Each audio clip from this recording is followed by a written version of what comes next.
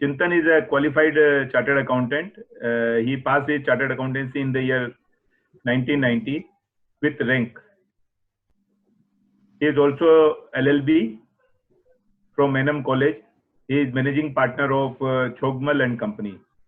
He has experience of over 20 years and specialization in providing audit and assurance services to Indian and multinational companies.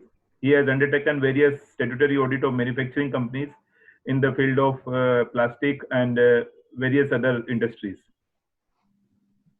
Assurance services to wholly owned subsidiary of foreign companies and providing consultation in FEMA and RBI related matters.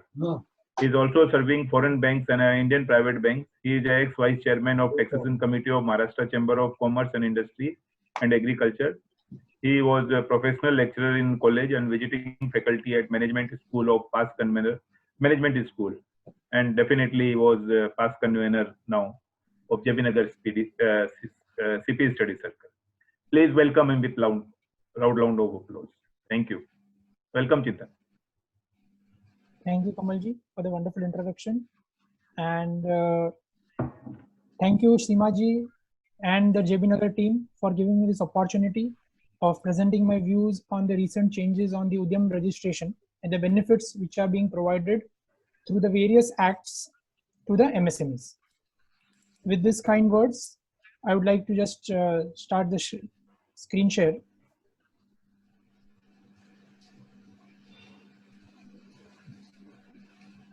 Friends, welcome everybody.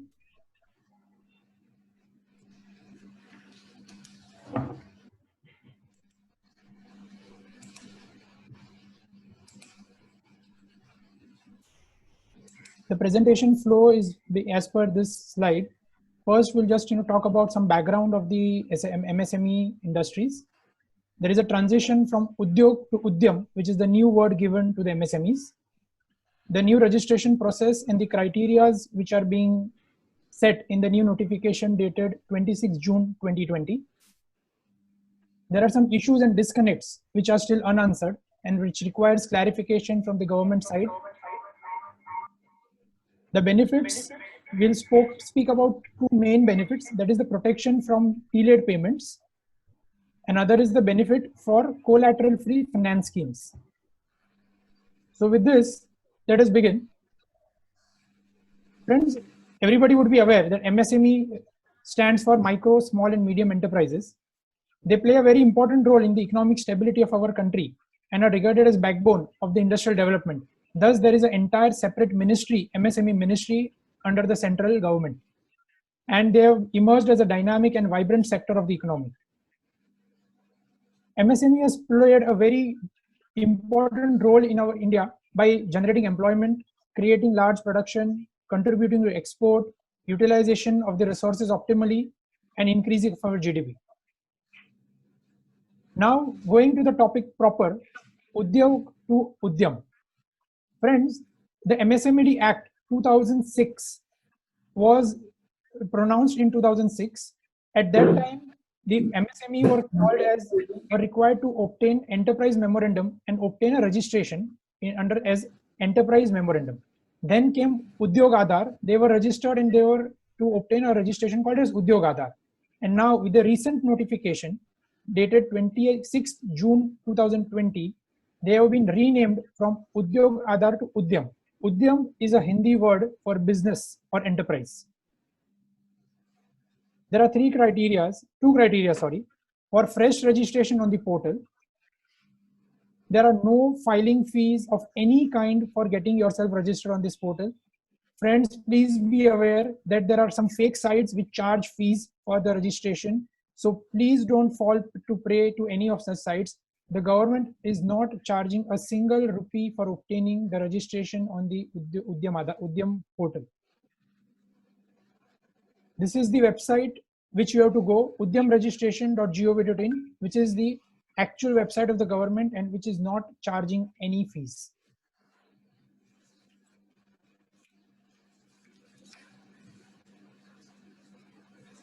Friends, there have been many questions regarding what is covered under MSME and what is not covered under MSME.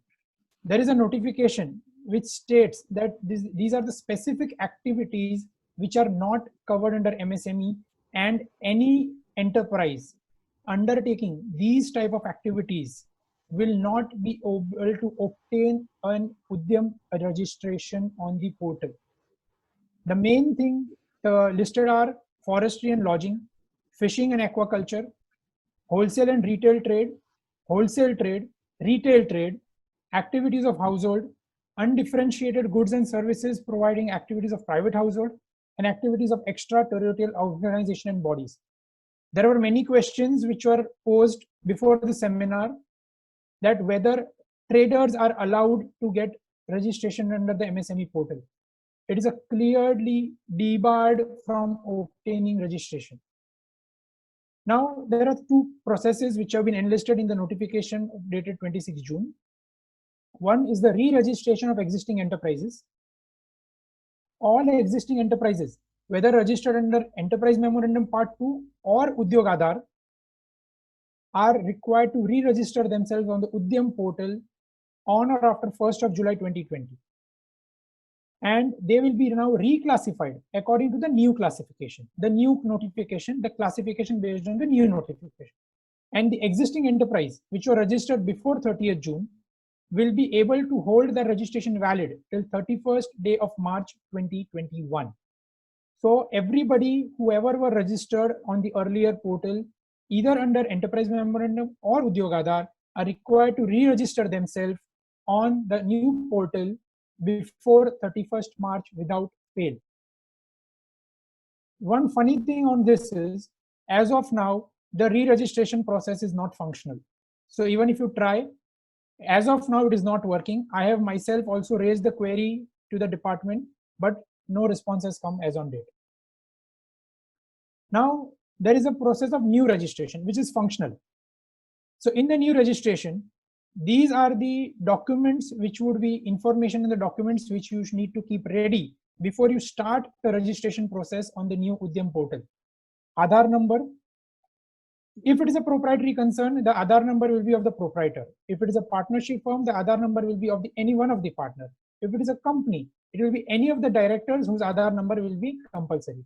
Aadhaar number is mandatory, and we cannot move forward without the Aadhaar number, because an OTP will be generated and you will have to put the OTP, then only the site will move forward. Then we'll need the name of the promoter, the social category. Social category here means whether it's in scheduled tribe, scheduled caste, OBC, these type of categorization is required to be input when you start the registration process. Then the name of the business, type of the organization would be partnership, proprietorship, company, private limited, public limited. Your addresses, there is a scope for putting additional multiple addresses, because if there is one company which is having more than one address, you can put that. Then you need to have the date of commencement of the business. You need to put the bank details in it, which will have your bank number, IFSC code, and your bank name. The number of persons employed, here the segregation will be required between the male and female number of employees employed as on date of the application. Then you need to put the investment in plant and machinery and equipment, and you need to put the turnover. And then there is a district industry center. Here it is based on the district in which you are operating, which will be required to be input. I'll just briefly make you view the form which is there.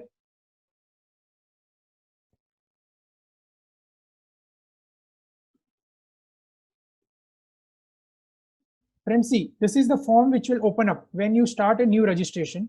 You put the Aadhaar number, the name, then the type of organization, PAN number. Here you are required to file whether you have filed your ITR or not. If you put yes, then the ITR tab will pop up, otherwise it will not pop up.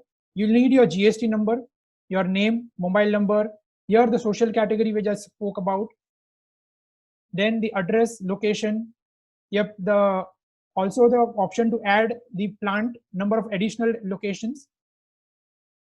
Again, there is a funny thing about point number 14, which states that the previous EM2 or Udyog Aadhaar registration number.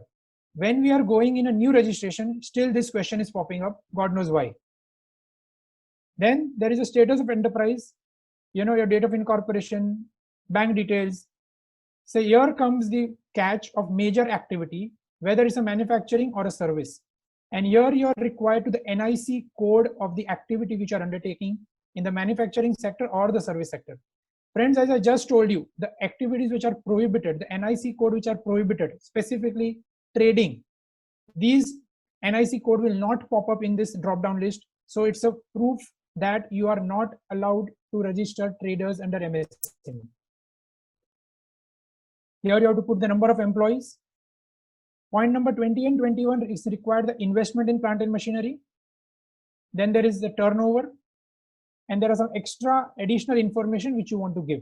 And after you submit, you get a final OTP and your registration will be completed.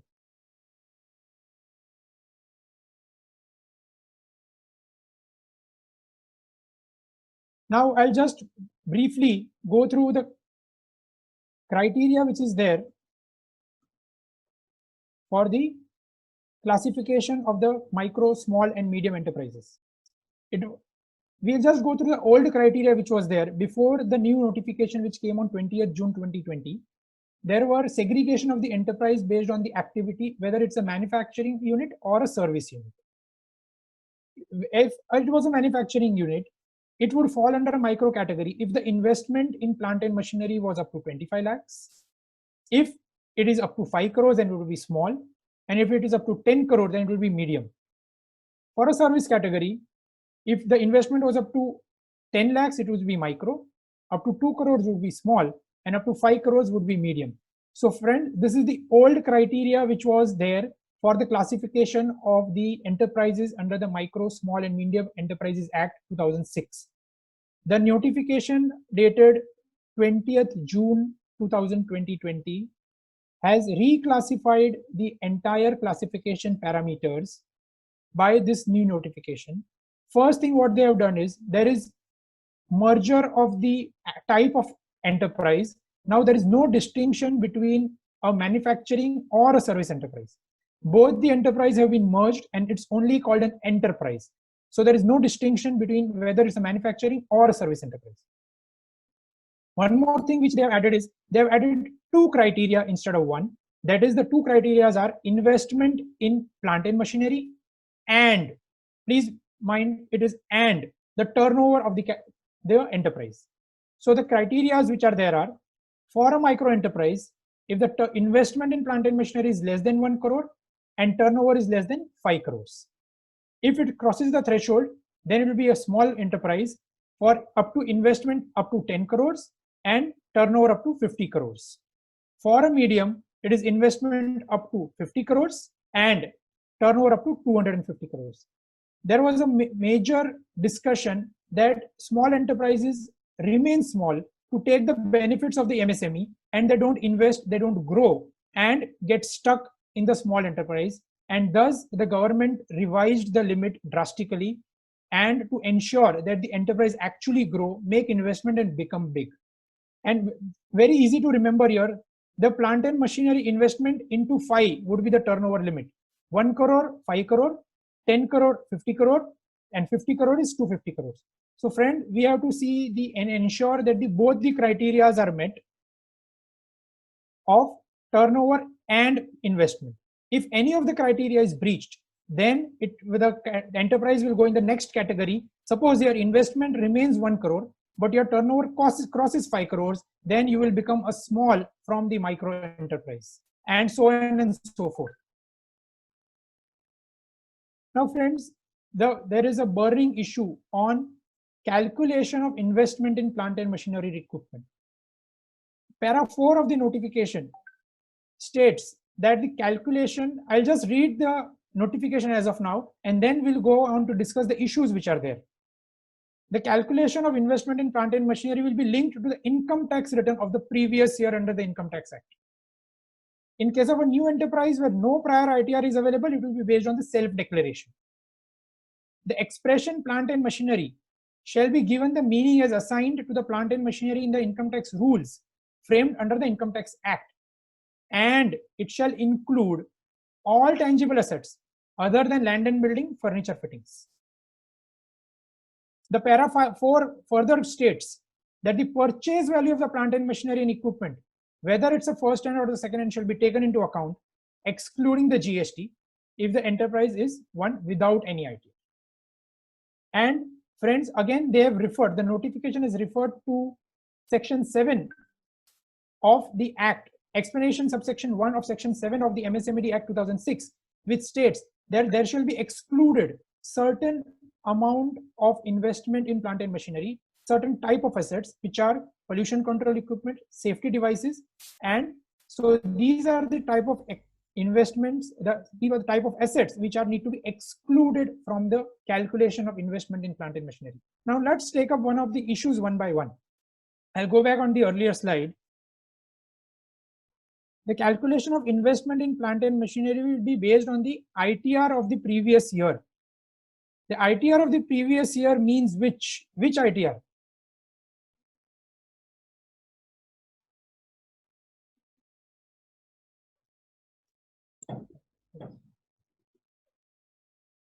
ITR of the which previous year? So it is not clear on which ITR it has to become. Now, if the enterprise has filed ITR up to 2018, then whether it will be the calculation as on the investment as on 2018, though it has not filed the ITR for the 2019. So there is a disconnect between which value it will be taken. Now, if in case of a new enterprise, it says that it will be based on the declaration of the promoter. So again, if ITR is not available, then the declaration of the promoter will work.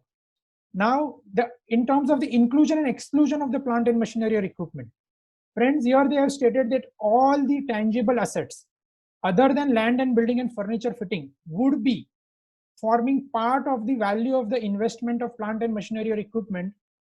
Thus, it is making redundant of the term as defined under the Income Tax Rules 1962, because there are some items which are though not in plant and machinery equipment, but as per this definition, they are stating all tangible assets other than land and building and furniture fitting. So there could be an instances where there are certain assets of an enterprise which are not plant and machinery equipment, but as it is having that all assets include all tangible assets, then it is a very wider connotation. Then everything will be included in this definition, and there is no way of segregating. There is no way of segregating the assets which are actually to be excluded. Thus, we have to assume that all tangible assets, except land and building and furniture fitting, will be there, and you will have to add all those assets for the computation of the criteria of the value of plant and machinery. Another thing which is very, very difficult to correlate is when you see the form. Just a minute.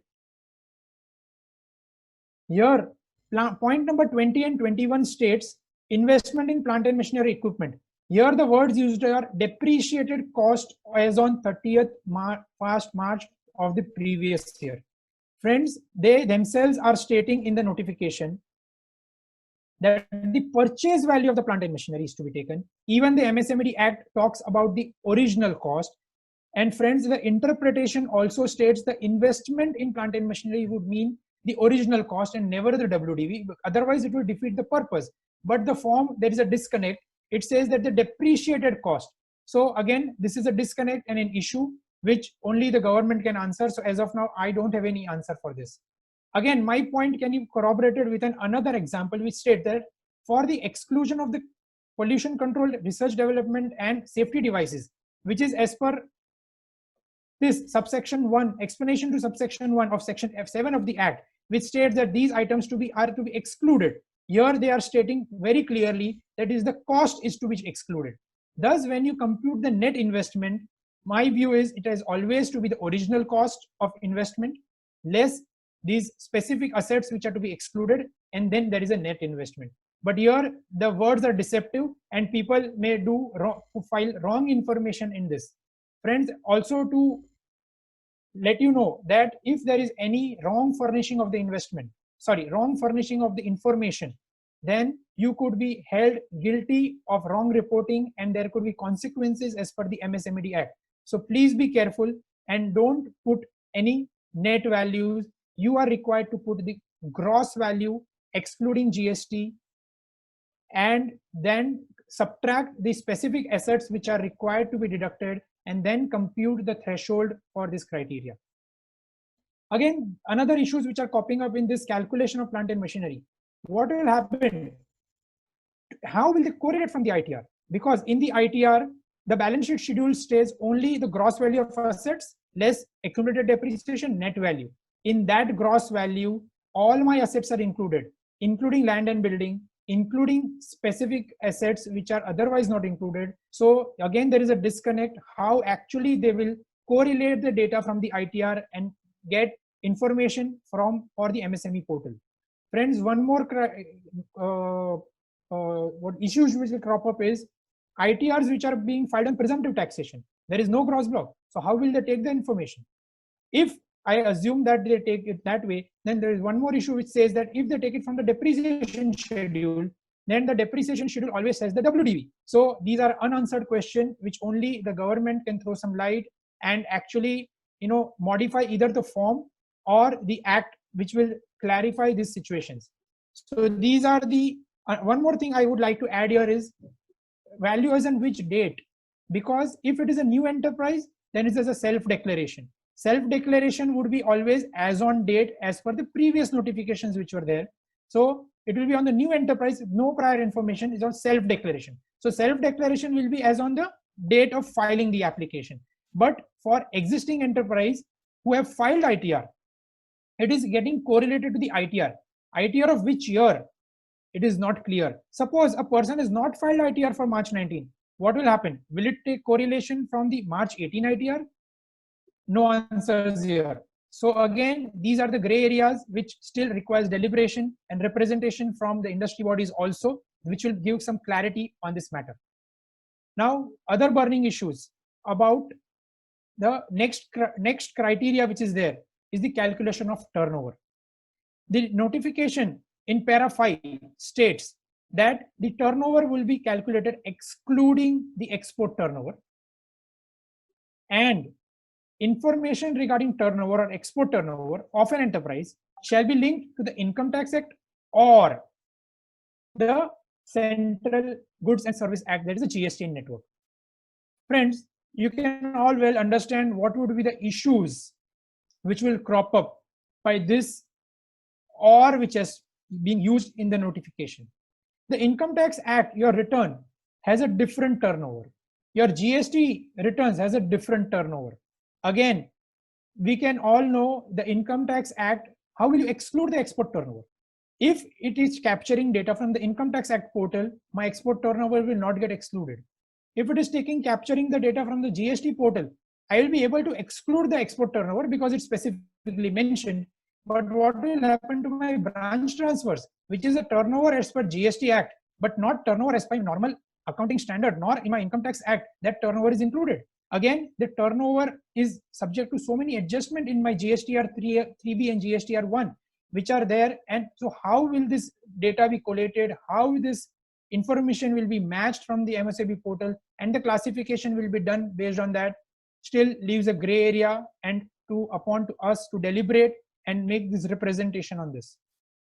Again, they are stating that the turnover related figures of enterprise which do not have filed ITR, which will be taken on self-declaration basis up to March 21, and thereafter PAN and GSTN will be mandatory. Again, I fail to understand why do you want to make a GSTN mandatory for small enterprise, actually micro enterprises, who are below the threshold of the turnover as prescribed under the GST Act. Suppose there is a small enterprise, small manufacturing unit, which has turnover of only 30 lakhs, which is not required to get self-registered.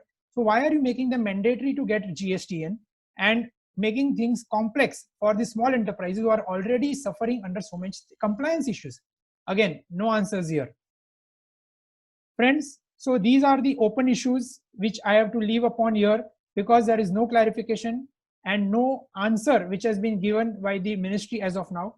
I have put a mail myself to the email ID which is given on the Udyam portal, but no revert has been received. I have tried calling them also, but nobody is there to answer us. So as of now, these areas remain gray area. Friends, again, there is a transition period for reclassification. What happens if a enterprise transitions from a lower category to a higher category?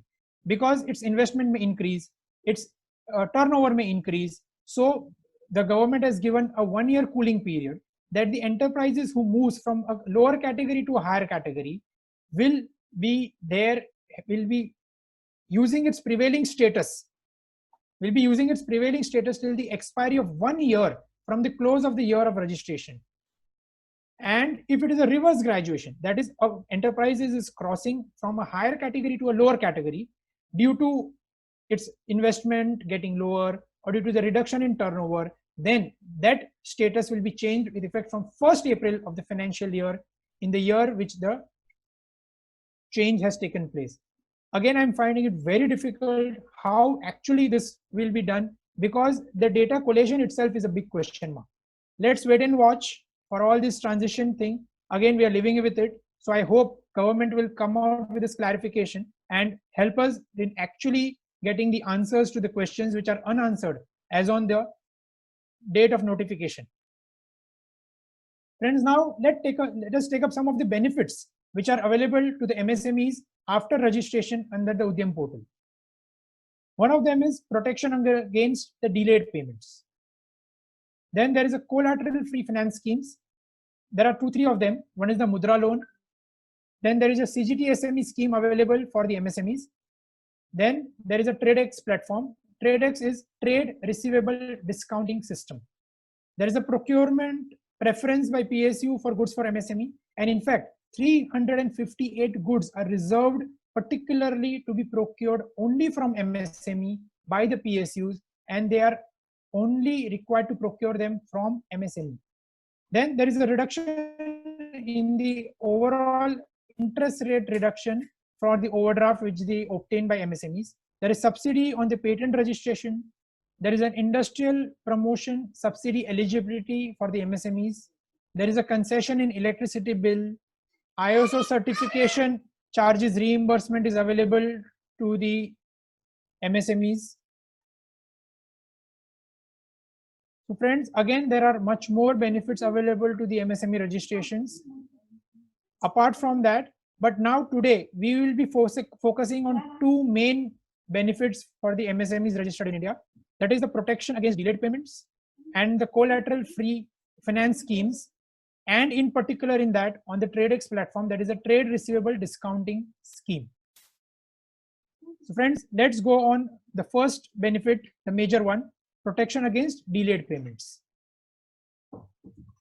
As per the MSME Act, any enterprise registered and supplying goods or service to a buyer, then the buyer is mandatorily required to make the payment before the agreed terms, which cannot be more than 45 days.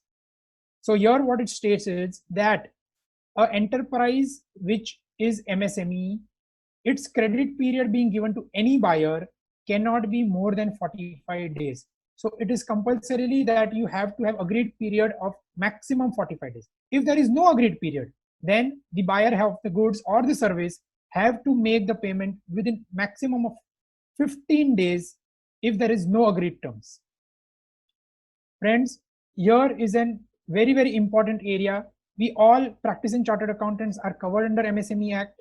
We all should obtain registration and take the benefit out of the scheme and ensure that our working capital, our cash is not delayed by the clients. We can demand our money maximum within 45 days of the rendering and completion of the service, if there is an agreed term. If there is no agreed term, maximum 15 days is what the payment can be delayed.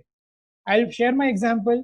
We have registered our firm, and believe me, when we just say to our customer, our client, that we are registered under MSME, then we get our payment immediately.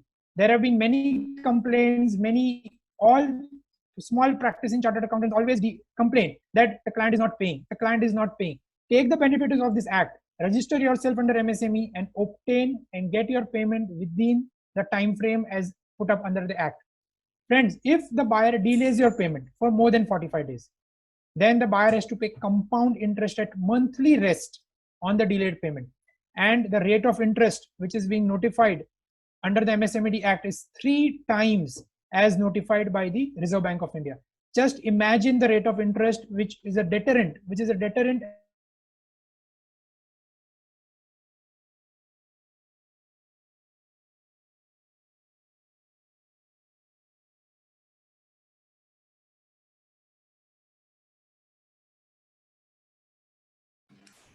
Hello. Hello.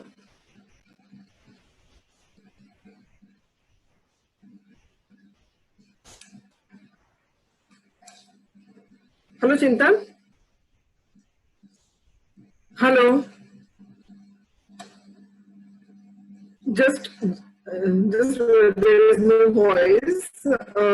I think some problem with the Chintan. Oh, Chintan. Okay, sorry. Muted. Okay. Okay. You play straight from interest. This thing. Yeah, sorry. Okay. Interest. Interest. Okay, I'll repeat. So, Okay. friends, everybody should take the benefit out of this. The rate of interest as notified is 3 times the rate notified by the Reserve Bank of India. So, it will translate to almost 27 to 30% of rate of interest, which will be available for any delayed payments by your clients. Or again, you can guide your clients who are MSMEs to obtain their payments. Their working capital cycle can be improved by just using the provisions of this act, and educate all your clients that this is their right. You have to claim your right. Unless you claim, nobody is going to give you money on time. So claim your rights. Another deterrent which is there is a filing of MSME form as per the Companies Act, which all companies are required to be filed, which they have to report all their MSME creditors. Thus, friends, these are the controls. का सबसे बड़ा फायदा ये होगा Better. कि आपका जो पैसा रोटेट होना, आपको जो अपने बिजनेस में पैसा लगाना है, उसकी कमी आपको नहीं होगी, आपका पैसा फंसेगा नहीं, आपकी कैश साइकिल टूटेगी नहीं।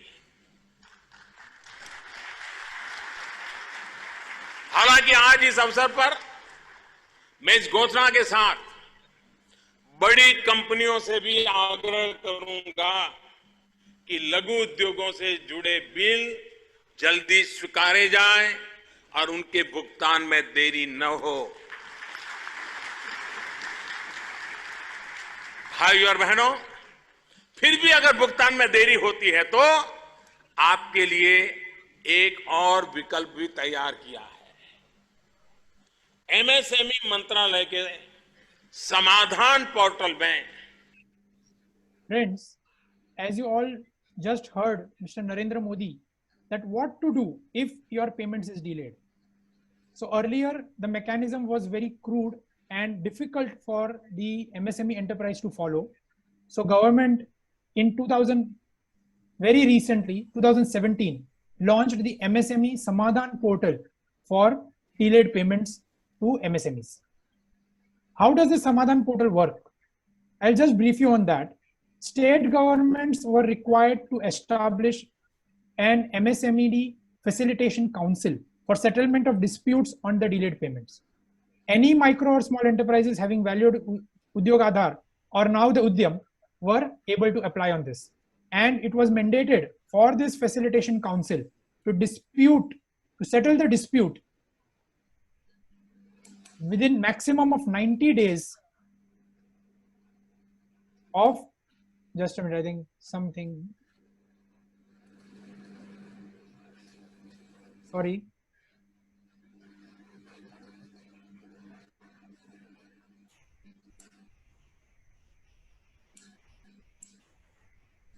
The facilitation councils were mandated to settle the disputes within maximum of 90 days of the application. And if the enterprise against whom the case was filed or the complaint was filed wants to appeal against it, then it was required that he has to pay 75% of the decree amount before he wants to go in the further appeal. So friends, all are encouraged to use these facilities. The Samadhan portal is, this MSME Samadhan portal is given, whereby you can launch your complaint and request for any delayed payments by your your customers. The portal is a self-explanatory portal, and this is the flow of how the portal will work. The entrepreneur will file the complaint, then the council would come and intimation to the entrepreneur and respondent. There will be a mutual settlement which will be tried. If the buyer settles the account, then there will be no further action. If the buyer does not settle, then the council will make a case and again, the council has also the option to reject the application, because again, there could be some frivolous complaints, there could be some, other matters also. So, and then an SMS and email would be sent to the respondent as well as the applicant, and it would be converted to a case. Council will deal with the case. All these processes are online, and an online portal is available. So MSME, Samadhan, msme.gov.in can be used. Till date, thousands of crores of cases have been settled, and which all the information is available on the Samadhan portal. Friends who are interested can go and visit this portal and have more information. And again, educate your clients to take benefit of these government schemes, which many of them are unaware. And they are unnecessarily deprived of the rightful money. The next benefit which is available is the collateral-free finance schemes.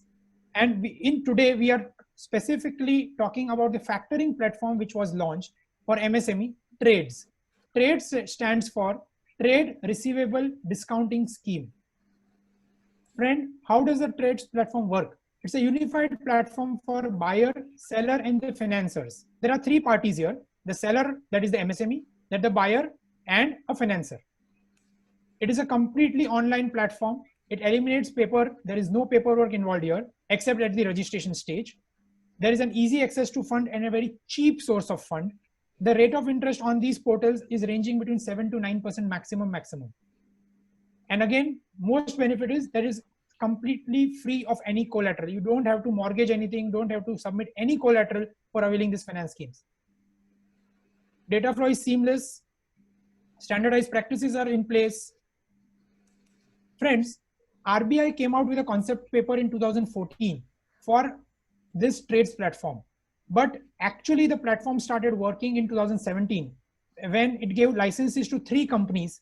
One of them is the InvoiceMart, another is the MI, another is the RXIL. So as of now, there are 3 portals which are functioning.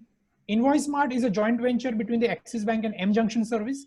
M-Junction Service is again a joint venture between Tata Steel and Steel Authority of India. As of date, InvoiceMart is the biggest platform for this MSME factoring platform, which is a collateral-free finance schemes available. Then the second one is the MI platform. Again, SIDBI is the investor here. And the third one is RXIL, which is a joint venture between the National Stock Exchange and the SIDBI. So friends, all these portals are set up to benefit the MSMEs to get collateral-free finance. And again, it's a very, very quick portal. I'll just go through and make you aware of how this portal functions and how this factoring works. In case of a factoring, here the seller is bearing the interest. So the process is, once the seller is registered on any of the 3 portals, it could be InvoiceMart or MI or the RXIL, he will be able to upload his invoice on the portal. Friends, one more thing I just wanted to add here. All the companies which are over 500 crores of turnover are mandated by government to register themselves on either of the one TRADES platform to ensure that the MSMEs are not deprived of their rightful money on the TRADES platform. So all companies whose turnover is more than 500 crores is compulsorily required to get themselves registered on the TRADES platform and offer this facility to its MSME vendors. So when a seller who is an MSME uploads his invoice on the factoring platform, either of the 3, then the buyer will have either accept or reject the invoice. After the buyer accepts the invoice, then there will be multiple financiers. Friends, there are more than 250 financiers, public sector banks, private sector banks, NBFC, rural regional banks, and microfinance institutes who are registered on this platform as a financer. So there is lots of competition, which makes it's very good for the seller because it will get the most competitive rate. So when the financer bids for the invoice which is being uploaded by the seller has a freedom to choose the financer which he wants. The seller has been given the freedom here because the interest is borne by the seller. So the seller can choose the least interest rate which the different financiers are giving. And after the seller accepts the bid, the financer will disburse the funds to the seller's bank account within 48 hours. Friends, and this is mandated by RBI, so they have to ensure that the financer disburses the fund within 48 hours to the seller's account. Now what happens on the due date? Buyer will pay the financer on the due date. So the financer's account is settled. Seller receives the fund within much earlier than the mandated due date. And again, there is a nominal cost to it, but fine. If he's receiving the money earlier, he's willing to pay that extra cost. And financer's outstanding becomes clear. Here, the bill is without any recourse to the seller. So the seller is not responsible once the bill is accepted by the buyer. Buyer will be treated as a defaulter if he does not pay the financer on the requisite due date. Friend, another option is the reverse factoring. The reverse factoring here, the buyer is responsible and pays, excuse me.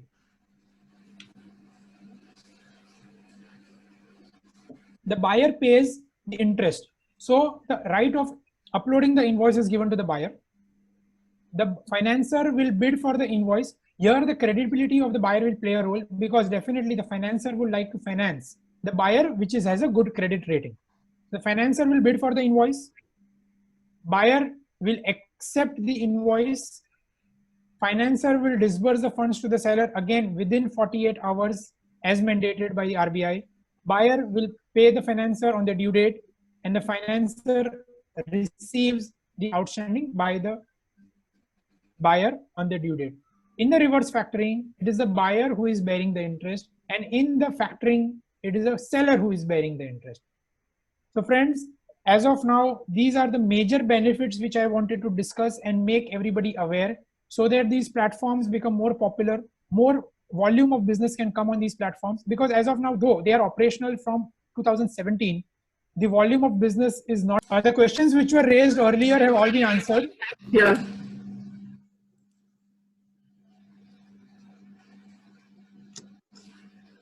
Just wait, I'm sharing my screen.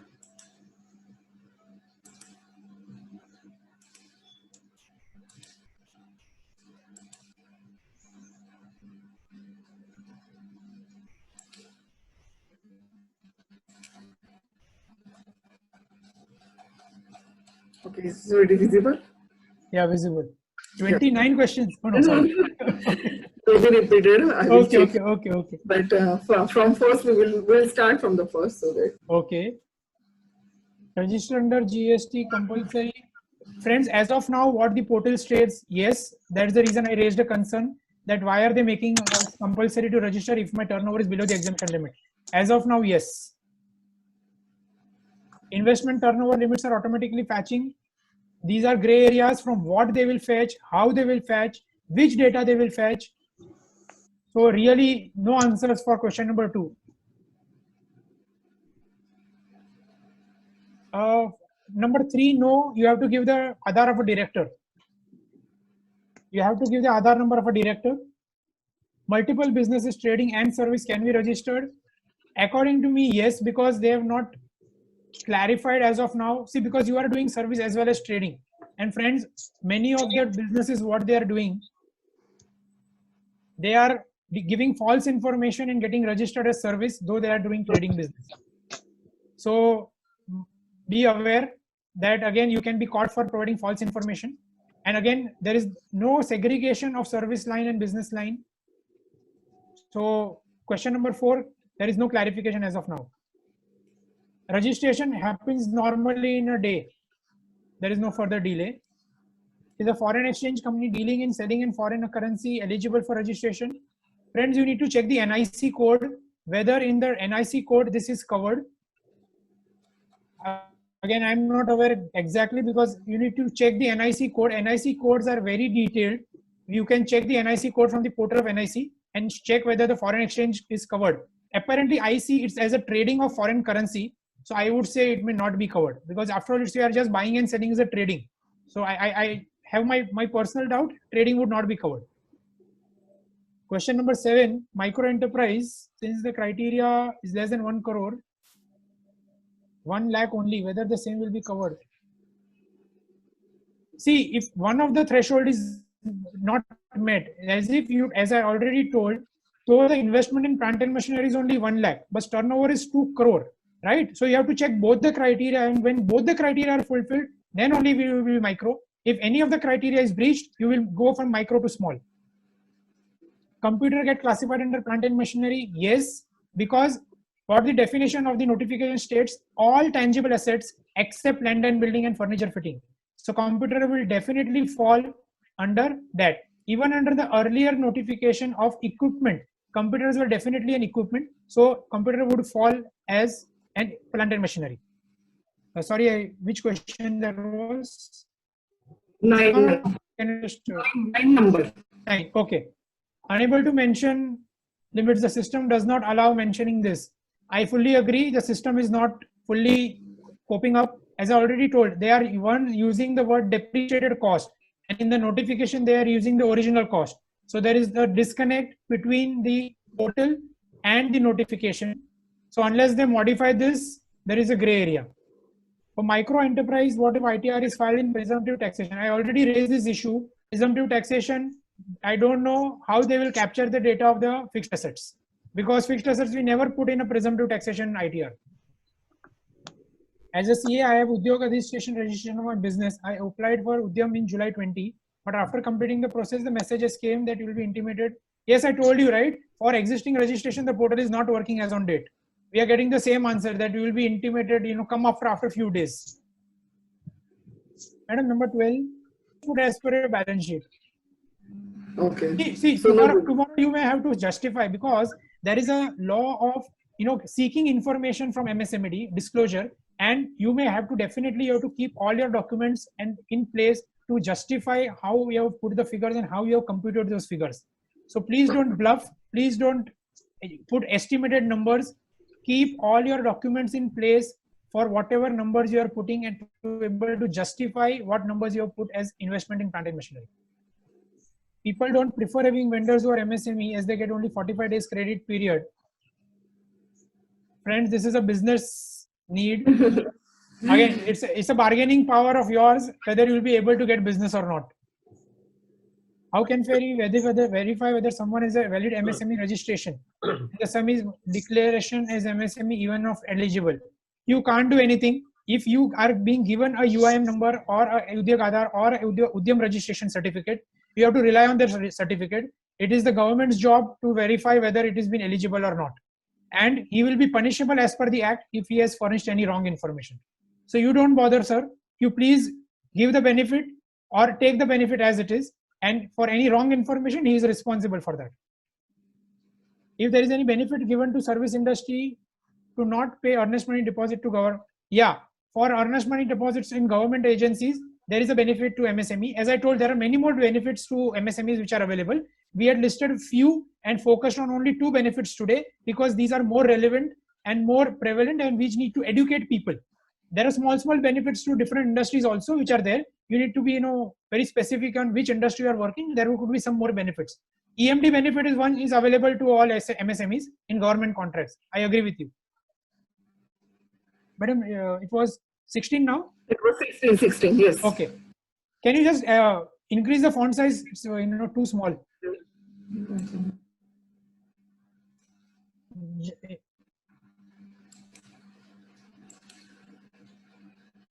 Yeah, thank you. Generally, I have experienced the big clients of my client not to quote MSME registration at the time of vendor registration. So if one quotes, the system don't allow registration. Again, business issue. You need to be ensuring that you have some USP. Business will come to you. Various benefits of getting registered. I would like to understand what are the drawbacks. As I understand business of this credit period.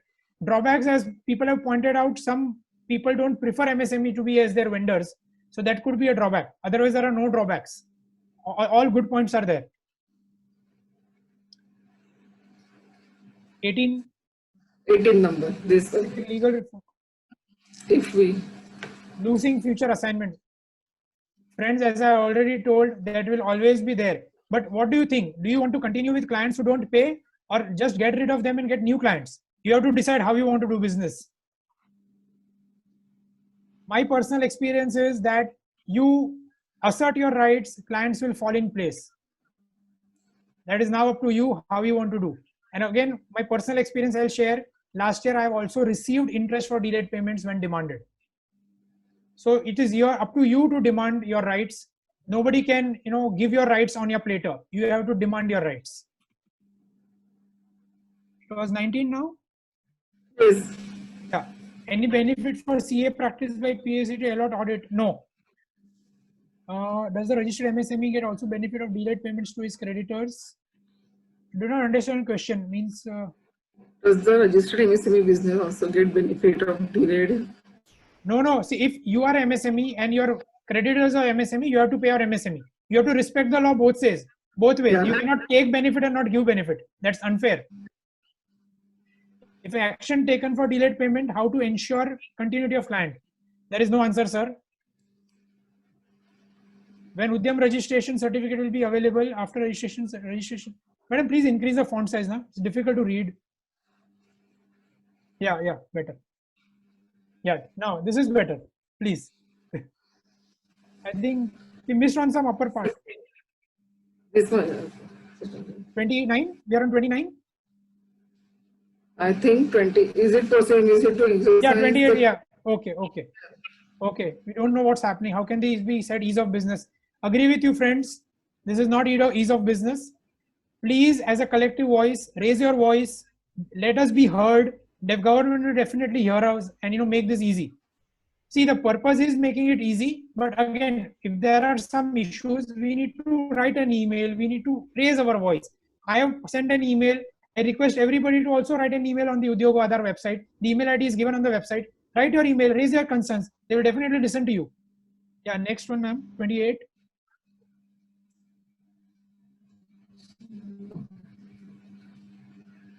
In Udyog Aadhaar's registration, we are getting registration instantly. Udyam, we don't know what is happening. Fine, yeah. These are transition issues, I would say. It would get sorted. Benefit of concessional of electricity in case of rented premises. Rented premises, I have my doubt because, see, you have to approach the electricity board and give their MSME certificate. They will give you the based on your legal license agreement, they should give you the concessional rate of electricity duty. Can real estate business register? I would suppose yes, it could register.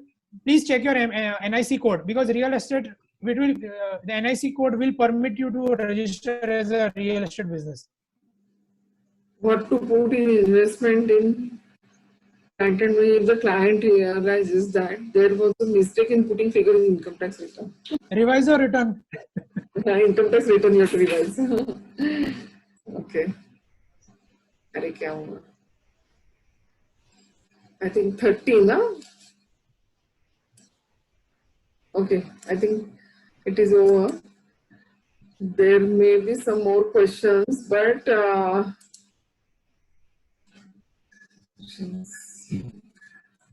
people are writing that we have missed some questions. Some questions actually in the 25-27, I think people are writing 25-27. 25-27. Somebody has written Kinnari. Is it possible for the MSME to not exercise the credit period 45 days maximum right? What are the consequences? Possible for them to not. SEZ का भी cover नहीं किया ना? Is 45 days? नहीं, I have not covered. हाँ. Okay, I think 23rd was also missed. Is there any alternative place for the under the MSME if we want to put the obligation on clients to pay within 45 days or not? Sorry, sir, there is no other way. You can take shelter of MSMED Act and ask your clients to pay up. Is the 45 days credit term applicable to supplies to SEZ, which is a deemed export? Yes, it is applicable. If you are an MSME, you are entitled to get your payment within 45 days. You cannot have agreed terms beyond 45 days. Is it possible for the MSME not to exercise the credit period 45 days? See, it's up to you. If you don't want to exercise your right, nobody will force you to exercise your right. It is a right given by the government. It is a right given by the law. It is up to you whether you want to exercise your right or you don't want to exercise your right. See, government has also given us a right to vote. Many people don't exercise that vote. So fine, if it is a right which has been you don't want to exercise, you can just leave that vote.